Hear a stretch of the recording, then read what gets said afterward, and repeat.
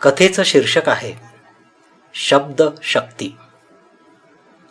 25-30 patients, 2.5-3 तास, डॉक्टरचा कंटाळलेला जीव. घरी निघावं. अनु वाट पाहत असेल. डॉक्टर माधवला हाक मारतो. माधव येतो आत दरवाजा लोटून. कुणी पेशंट आहे का रे? नाही साहेब. हे बघ, तू बंद करून जा. डॉक्टर आपली आवराआवर करू लागतो. बाहेर पेशंटची चाहूल. साहेब, पेशंट आहे, माधव म्हणतो. नाराज झालेला डॉक्टर. बर, पाठवात. माधव बाहेर. दार लोटून एक वृद्धशे गृहस्थ आत येतात. ये बेटा, आत ये. तिचा हात धरून ते तिलाही आत घेतात. ती असेल 20 वर्षांची. गोल चेहरा, गोरी त्वचा, नाजूकशी, गोड वाटणारी, डोळे छान, काहीशे तपकिरी, कशाला तरी घाबरणारे. ती खूप निस्तेज पण कधी काळी तेजस्वी असावी. डॉक्टर चेहऱ्यावर नेहमीच हसू पांघरतो. बसा. बैस. ती बसते खाली मान घालून. ते गृहस्थ कागदांचं एक पुडकं डॉक्टर समोर ठेवतात. डॉक्टर ते पाहतो. गृहस्थ बोलत असतात. जो त्रास होतो तो नेहमी तोच नसतो, दरवेळी वेगवेगळा. आणि 2 मानसोपचार तज्ज्ञ डॉक्टरांना दाखवलं. निरनिराळी रोगांची नावं सांगतात. औषधं मात्र बरीचशी तीच असतात आणि फरक काहीच नसतो. चला. डॉक्टरच्या शब्दांचा अभिप्रेत अर्थ घेऊन ती पेशंट टेबलकडे जाते, झोपते. डॉक्टर तिला तपासत गोड आवाजात. बोल, काय होतंय तुला? ती अबोल. अगं, तू बोलणार नाहीस तर मला कळणार कसं? आणि मग मला कळणार नाही, मग तू बरी कशी होणार? मला नाही आठवत. तिचा आवाज तिच्या चेहऱ्या इतकाच आकर्षक पण बोलण्याची इच्छा नसलेला. बर, केव्हा आठवेल? नेहमी नाही आठवत. आठवतं कधी कधी. मग त्रास व्हायला लागतो. त्यापेक्षा नकोच ना आठवायला. काय त्रास होतो? सांगितलं ना आठवत नाही म्हणून. तुला बरं व्हायचंय ना? पुन्हा हसायचंय ना? डॉक्टरचे गोड हसरे टिकाऊ शब्द. ती पाहत असते समोरच्या फ्लॉवर पॉटमधील फुलांकडे एकटक. ती फुलं तिच्या डोळ्यातून खोल अंतरंगात उतरल्यासारखी. डॉक्टर, या फुलांना सुगंध मिळेल का हो? ती बोलून जाते फुलांचं दुःख स्वतःच्या दुःखासारखं. हो, मिळेल ना. त्यावर थोडा परफ्यूम स्प्रे केला की मिळेल त्यातून सुगंध. डॉक्टर स्वतःच दिलखुलास हसतो. ती मात्र शून्य असते आणि बोलत जाते शून्यातल्या विश्वात हरवल्यासारखी. मला जगायचंय, कारण मला मरण्याची तीव्र इच्छा नाही होते. मला झोपायचं सुद्धा नाहीये. झोपणं म्हणजे तेवढ्या वेळापुरतं मरणच असतं ते. तुमची औषधं झोपवतात मला. तुम्ही खरंच मला बरं करणार? डॉक्टर प्रश्नचिन्हात बांधल्यासारखा हो म्हणतो. मला जो त्रास होतो तो मी लिहून ठेवलाय. तुम्ही वाचाल? हे बघ, एक 5 मिनिटात मी तुला तपासेन. तुला आठवेल तसं सांग. मी औषधं लिहून देईन. डॉक्टरला घाई झालेली आहे. ती गप्प, नर्व्हस. डॉक्टर गोंधळत जातो. मग गृहस्थ बोलू लागतात. खरंच तुम्ही वाचून पहा ना ते. ते वाचून 2 डॉक्टरांनी ही केस घेतलीच नाही. तुम्हाला कदाचित ते चॅलेंज स्वीकारता येईल. मी आणली ती वही. पुन्हा 8-1 दिवसांनी घेऊन येईन तिला. डॉक्टर खुर्चीत. डोक्यातला कंटाळा चेहऱ्यावर दाखवता येत नाही त्याला. गृहस्थ ती वही समोर ठेवतात. नाईलाज झाल्यासारखा डॉक्टर ती घेतो. गृहस्थ फीचे पैसे पुढे करतात. तसा डॉक्टरच्या डोक्यातला कंटाळा बरचसं पसरट हसतो. गृहस्थ व ती दोघं जातात. डॉक्टर ही ताडकन घरी पोहोचतो. डॉक्टरची बायको अनु छान स्वयंपाक करते. दोघांचं जेवण होतं. मग वेळ होते जवळजवळ झोपण्याची. अनु दिवाळी अंकातल्या कथेत रंगलेली. डॉक्टर फेकायला सांगतो तो अंक. ती नाही ऐकत. सहज डॉक्टरला आठवतं सायंकाळच्या पेशंटची वही. डॉक्टर वही काढतो. पहिलं पान. मी बसलेली असते माझ्या शेजारी. मला वाटतं कविता करावी छानशी. मी सुंदरशा फुलांना डोळ्यासमोर आणण्याचा प्रयत्न करते.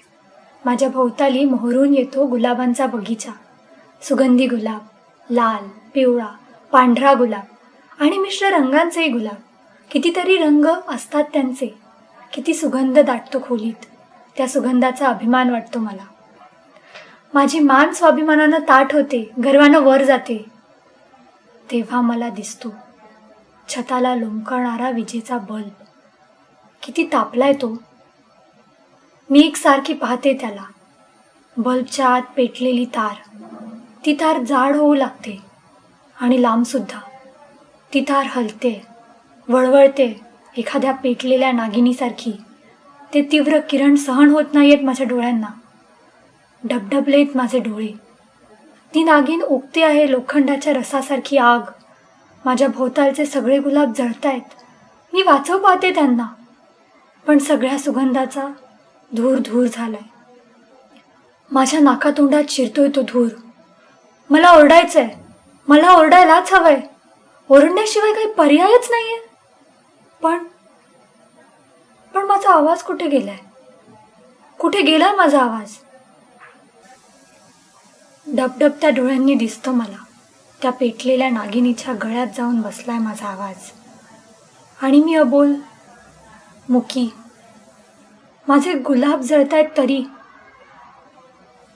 मी फुफ्फुसात खूप हवा भरून घेण्याचा प्रयत्न करते, पण हवा नाहीच कुठे. धूर आहे सगळीकडे, पाकळ्यांचा. माझ्या शरीराला कंप. नागिन हसते. किती घाम निघतोय माझ्या अंगातून. चिंब भिजले मी. घाम वाहतोय एकसारखा. विझवून टाकतो गुलाबांचा कोळसा. माझ्या शरीराचा घाम घाम होतोय. मी कोसळून पडते खाली. कोळशाच्या चिखलात खोल खोल रुतून पडते मी त्यात. डॉक्टर हसू लागतो. काय हो, काय झालं? का हसताय? अनु विचारते. अगं, तुझ्या वाचण्यासारखं आहे. मला तुझ्या त्या कथांसारखंच वाटतं बघ. पण काय ते व्यथा आहे माझ्या पेशंटची. डॉक्टर सायंकाळची गंमत सांगतो. आश्चर्यच आहे, नाहीतर काय. आश्चर्य तिचं नाही, तुमचं. पेशंट त्याची व्यथा सांगतोय थोड्या थोडक्या नाही तर चांगल्या वही भरून, आणि तुम्ही हसताय. हे तू वाचून पहा, तूही हसशीलच. नाही हो, मला तुमच्या पेशंटचं तोंडही पाहायला आवडत नाही. आणि इतक्या कंप्लेंट असतील ना तर सोडून देतो पेशंट. अगं वाच तर, पण जरा मोठ्यानं. अनु वाचू लागते. मी शुद्धीवर येते तेव्हा काहीच आठवत नाही. सगळे विचारतात मला. विचारून विचारून थकतात. मी आठवून आठवून थकते. पडलेली असते टेबलावर मान टाकून. समोर कोरे कागद असतात, पण एक शब्द लिहावासा वाटत नाही. आणि जाणवू लागतं 2 दिवसापूर्वी मी कोळशाच्या चिखलात फसले होते. पेटलेल्या नागिनीनं, ओगलेल्या आगीत जळालेल्या गुलाबांचा कोळसा, माझ्या घामानं भिजून झालेला चिखल. सुकून गेला तो चिखल. उडून गेला धूळ होऊन. मी मात्र काळी कुट्ट झाली. माझ्या भोवताली 4 भिंती असतात. त्या भिंती एकदम सोन्याच्या होतात, लकाकतात. मी मात्र कोळशासारखी कुट्ट काळी. डोक्यावरचं छट मोठ्या हिऱ्यासारखं चमकायला लागतं. तो प्रचंड हिरा वर वर जातोय आभाळात. 4ही भिंती माझ्यापासून दूर दूर पडतायत. आणि माझ्या भोवती उरतं एक अजस्त्र जंगल. नाही, मला भिंती हव्या आहेत. मला घर हवंय. मला माझं घर हवंय. मला धावायचं असतं भिंतींना पकडण्यासाठी. पण एकाच वेळी 4ही दिशांना नाही पळता येत मला. आणि वर उडताही येत नाही. मी लुळी होऊन वळवळते अजगरासारखी. कुणीतरी धरतंय, मला दाबून ठेवतंय. अनु पाहते, डॉक्टर झोपला. अनु वाचत असते. शब्द काहीतरी नातं जुळवत असतात. एका अंतरंगाची दुसऱ्या अंतरंगाशी ओळख होत असल्यासारखे. सगळे म्हणतात मला काहीतरी होतं, पण मला वाटतं मला काहीच होत नाही. माझ्या भोवतालच्या वस्तूंनाच काहीतरी होतं. माझ्या खोलीतल्या वस्तू एकदम माझ्या विरुद्ध उभ्या ठाकतात. जोरजोरात अंगावर येतात. मी जीवाच्या आकांतानं ओरडते. ओरडू नको तर काय करू मी? सगळे शत्रू झालेत माझे, कुणीच माझं नाही. मग वाटतं आई बाबा माझे आहेत. मग का नाही थोपून धरत ते माझ्या शत्रूंना? ते दोघंही माझ्या शत्रूंना सामील झाले असावेत. पण नाही, बाबा तसे नाहीत. माझ्या कवितेला बक्षीस मिळालं तेव्हा किती आनंदले होते बाबा. इतका आनंद तर त्यालाही झाला नव्हता. आई किती काळजी करते माझ्या लग्नाची. आणि मीही अशी.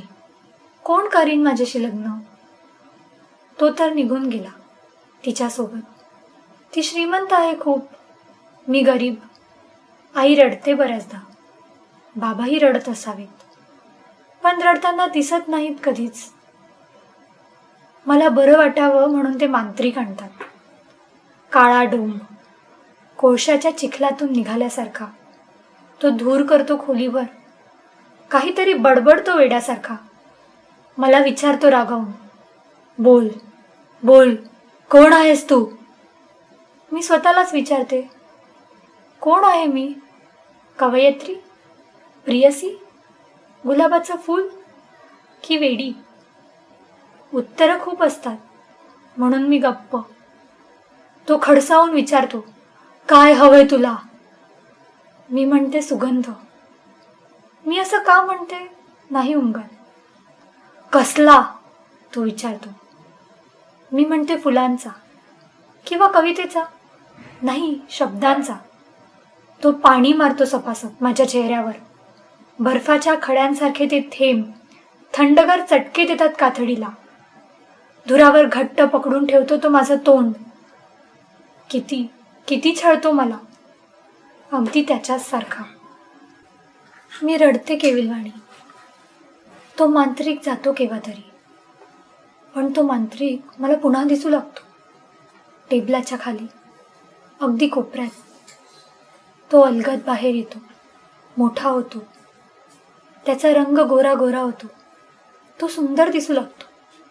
कुरळ्या केसांचा, तरुण, अगदी त्याच्याच सारखा. नाही, तोच. तो मुठी भरभरून पैसे उधळतोय माझ्या अंगावर. तो म्हणतो, तुझ्या कवितेतल्या फुलांना सुंदरसा सुगंध असतो, हे घे त्या सुगंधाची किंमत. माझ्या हृदयातले शब्द आटून जातात. कोरडं शुष्क होऊन जातं हृदय माझं. शब्द नाहीच, मग सुगंध कसा येणार? नको रे, नको असे पैसे फेकू. मी विनवते त्याला. तो ऐकत नाही. त्याची श्रीमंती त्याला ऐकूच देत नाही. तो गुलाम झालाय तिचा. मग फक्त आसवांचा पूर. तो त्या श्रीमंतीसोबत दूर देशी निघून गेलाय. आता येणार नाही तो. तो नाही मग शब्द कसे येतील? शब्दच नाही मग कविता होईल कशी? कवितांना सुगंध कसा येईल? तो म्हणायचा, तुझ्या कवितेत सुगंध आहे. फास होता तो. पण तो म्हणायचा तेव्हा केवढं सत्य होतं ते. नाही, आजही तेच सत्य आहे. मला कविता करायची आहे. त्या कवितेतला सुगंध दरवळेल. त्या सुगंधाचा मागोवा घेत घेत तो येईल, त्याची श्रीमंती तिथेच सोडून. माझ्या कवितेत आहे सामर्थ्य. पण शब्दांचं काय? ते तर अर्थहीन झालेत. हसतायत नुसते. मला हिणवतायत माझेच शब्द.